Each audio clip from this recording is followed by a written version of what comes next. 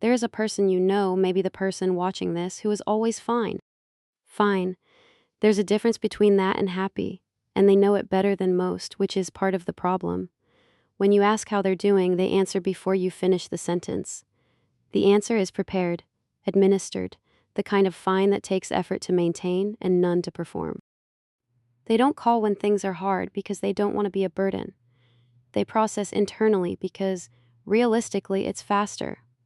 When something hurts, they think about it rather than feel it, and they have learned over time to mistake that thinking for resolution. They would watch a video like this and find it interesting. They would probably think of 2 or 3 people to send it to. Stay with that. You were not born this way.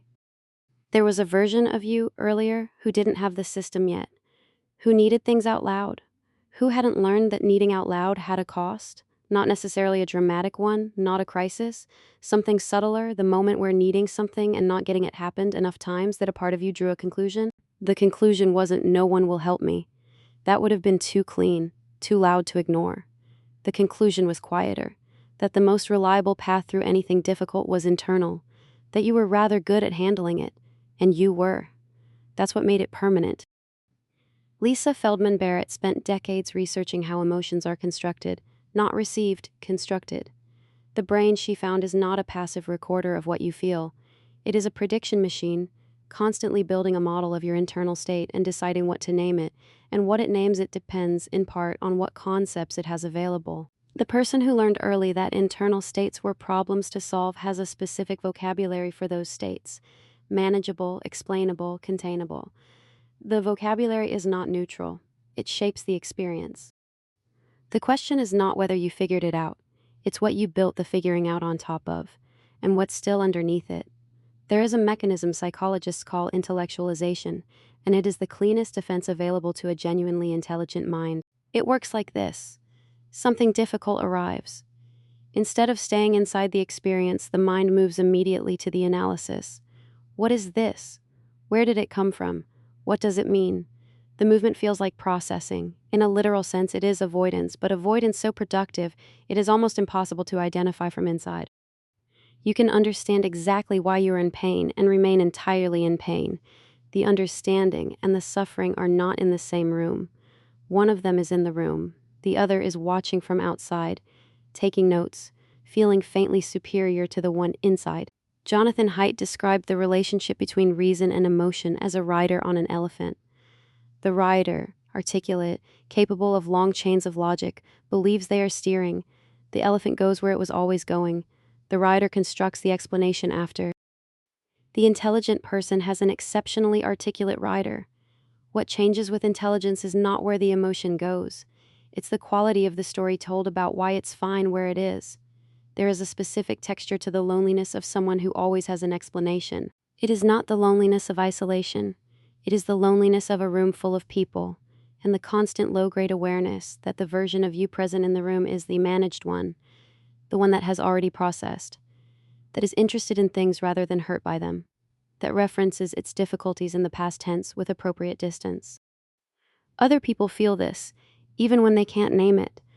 They feel the slight unreachability, the person who is fluent about themselves but somehow not all the way there, who you can talk to about almost anything and never quite reach. Julianne Holt-Lunstad, whose research on loneliness transformed how epidemiologists think about social connection, found that the most damaging form of disconnection is not absence.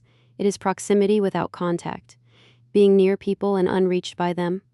The body reads this as threat, the same cortisol signature, the same immune response as physical danger. The person who learned to be self-sufficient enough has lived in that threat state so long it stopped registering as threat. It registered as ordinary. It registered as who they are, which raises a question they have probably never asked out loud, not because they couldn't formulate it, but because formulating it would make it real. At some point, the self-sufficiency stopped being a strategy and became an identity.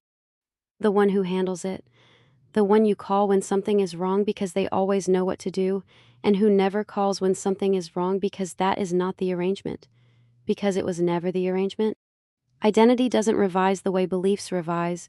It revises the way you renovate a building you're still living in. And here's what makes this particular identity so durable. The system works. That is not a small thing. The person who intellectualizes their pain is functional, often impressively functional. They show up, they solve problems, they are reliable in ways that feel like character and may have started as something else entirely. The feedback they receive from the world confirms continuously that the strategy is correct. The cost is paid somewhere the feedback doesn't reach. In the silence after everyone has gone home. In the moment before sleep when the analysis stops and something older surfaces briefly and is managed back down before it can be named. And in the pride.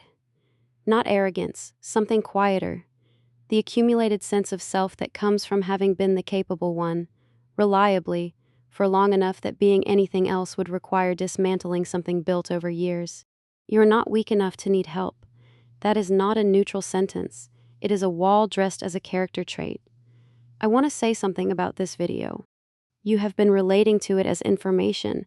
That is the move. Take what is aimed at you and position it as a concept.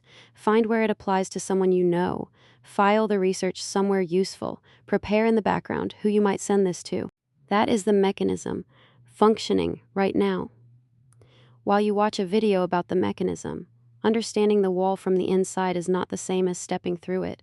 The writer can describe the elephant in precise detail. The elephant is where it has always been. There's a version of this video you could walk away from having learned something interesting about intelligent people and emotional self-sufficiency. That version leaves you exactly where you were. There is another version where something lands differently. Break 400 milliseconds. I'm not going to tell you what to do with any of this.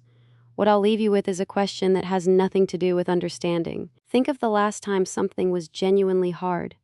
The kind of hard that if a friend described it to you, you would know immediately required more than analysis, where the answer wasn't information. Ask how you moved through it. Whether there was a point, even one, where you let someone reach you. Where you were inside the difficulty rather than observing it from 2 steps back. If there was, notice how that felt. Whether it felt like weakness or whether it felt like something else you haven't let yourself name. If there wasn't, and some of you already know there wasn't, notice that too. With curiosity, not judgment. Those are different instruments. Break 400 milliseconds. The strength you built is real. It came from somewhere real, and it cost something real, and it has gotten you through things that would have stopped someone without it. The question that remains, and that I genuinely don't know the answer to for you, is whether you're using it as a capacity, or as a wall you stopped being able to see as a wall because you have been standing in front of it long enough that it became the view. Break 300 milliseconds. Smart enough to hide it. The question isn't whether you're smart enough to stop. The question is whether you've decided that stopping is something people like you do.